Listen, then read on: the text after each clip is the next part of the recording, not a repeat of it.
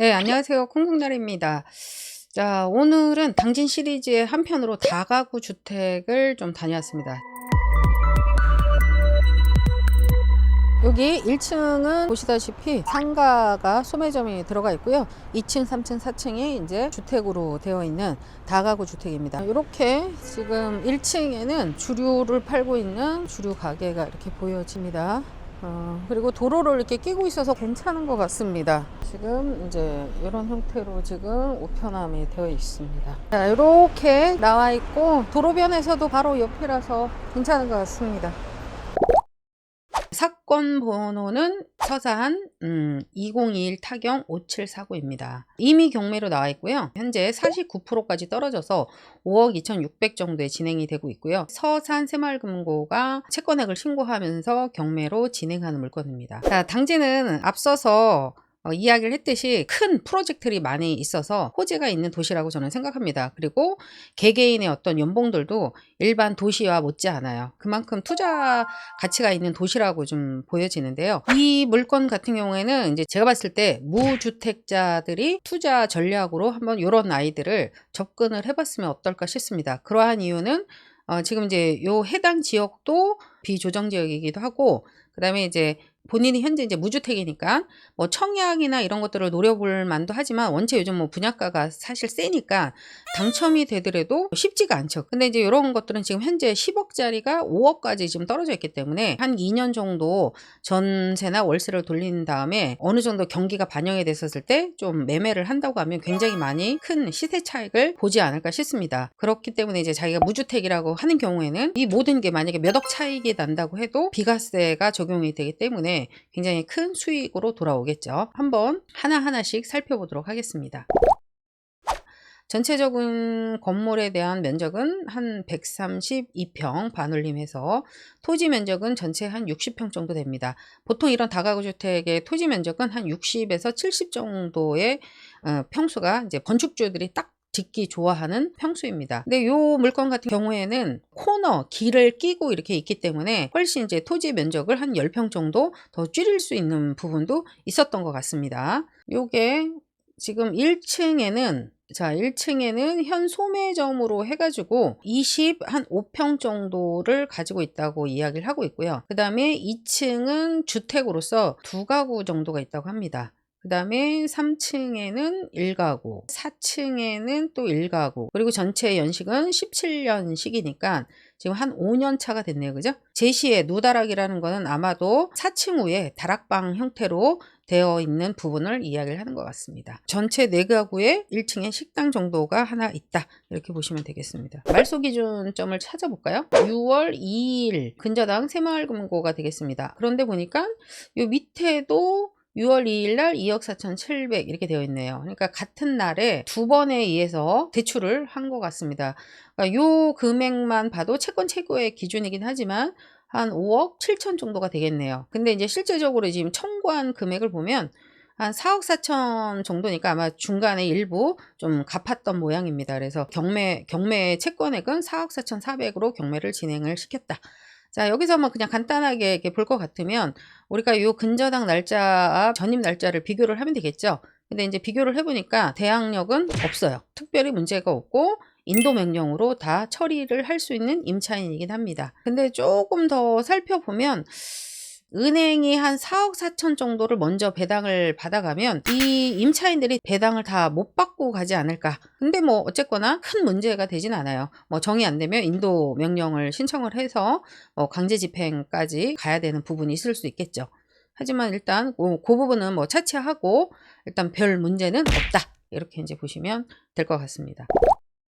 자, 그러면 시세에 대해서 한번 알아볼까요? 실제 이 정도 건물의 가치는 어느 정도 되는지를 한번 살펴보도록 하겠습니다. 자, 밸류맵에 갔더니 실제 우리 물건은 여기입니다. 클릭을 해보면 18년도에 거래된 금액이 있어요. 얼마에 거래가 됐냐면 10억 2,500에 거래가 됐습니다. 이때 이렇게 거래가 된 게 아무래도 감정가에 반영이 좀 된 것 같습니다.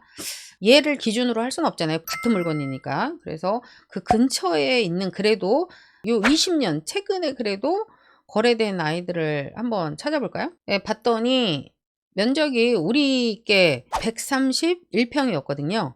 예. 근데 여기 126평. 조금 작아요. 연식은 15년. 저희 거는 17년. 오히려 얘가 한 2년 앞에 있네요. 앞에.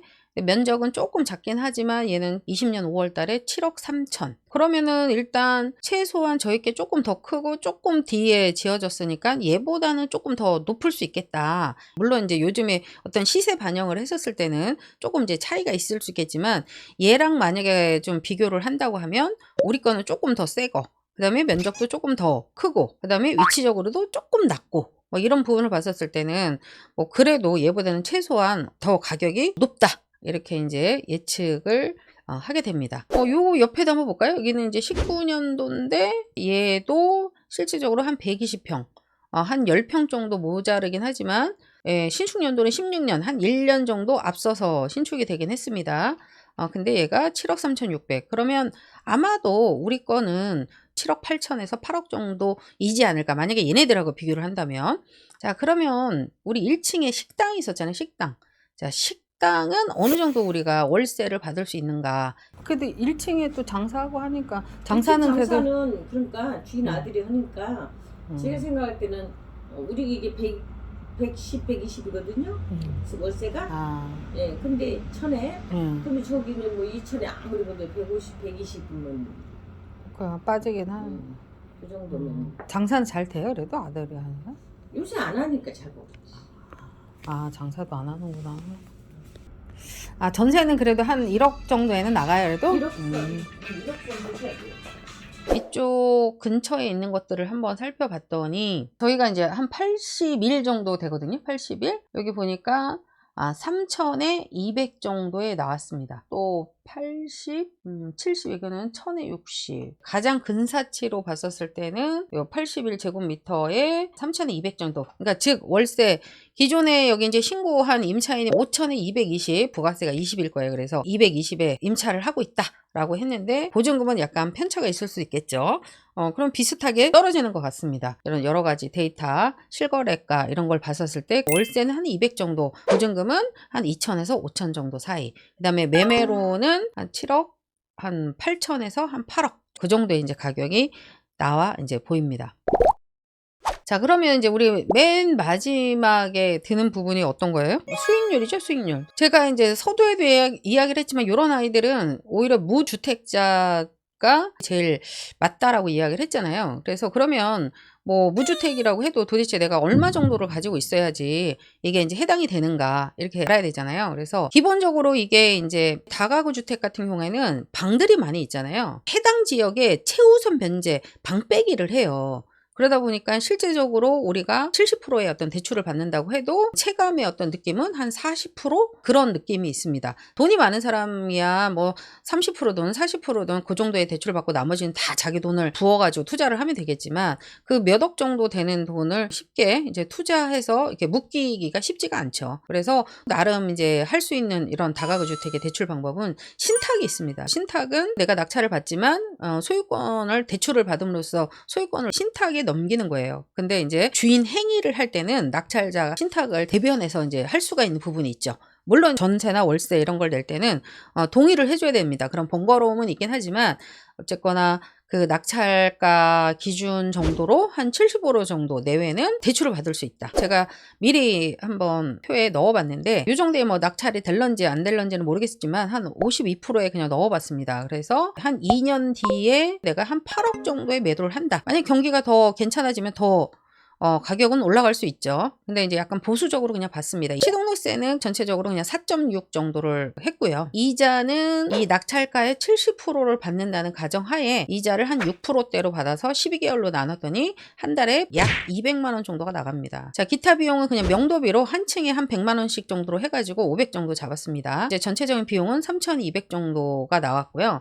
이게 2년 후에 비과세로 되어 있을 때는 시세 차익이 한 2억 800 정도가 나옵니다. 그래서 이걸 단기간에 팔면 지금 현재 기준으로는 한 70% 이상이기 때문에 수익률 뭐 남는 것도 없어요, 사실. 근데 2년 뒤에는 이게 이제 무주택자인 경우에는 비과세 혜택을 받을 수도 있으니까 이렇게 접근을 하시면 한 2억 800 정도가 그냥 순수익으로 그냥 돌아오는 거예요. 그래서 실제적으로 내 돈은 한 70% 레버리지 대출을 이용해서 2억 정도 되는 거죠. 그러면 선생님이 지금 이율도 많이 올라가는데, 그래서 제가 6% 잡은 거예요. 월 한 6% 정도 계산해가지고 12개월로 나눴는데, 요 월 이자에 대한 거는 어디서 충당을 하면 돼요? 아까 1층 지금 한 200 정도 월세를 받을 수 있다 이렇게 이야기를 했잖아요. 그러면 내가 내는 돈은 사실은 없죠. 뭐 처음에 종잣돈이 한 2억 정도가 들어가긴 하지만 2억 놓고 2억 이상의 순수익을 가지고 오는 거죠. 그럼 이거 굉장히 괜찮은 투자이지 않습니까? 저는 상당히 좋다. 물론 이 정도의 낙찰을 받았었을 때 이야기입니다. 물론 매도가도 마찬가지. 다시 한번 정리해서 말씀드리면 매각일은 얼마 안 남았습니다. 자, 23년 1월 3일이고요. 이 물건을 갖다가 낙찰 받으려고 하면 서산 지원으로 1월 3일 10시까지 가셔가지고 한번 자기 조건이 맞는 사람들은 도전을 해보시는 것도 참 좋을 것 같습니다.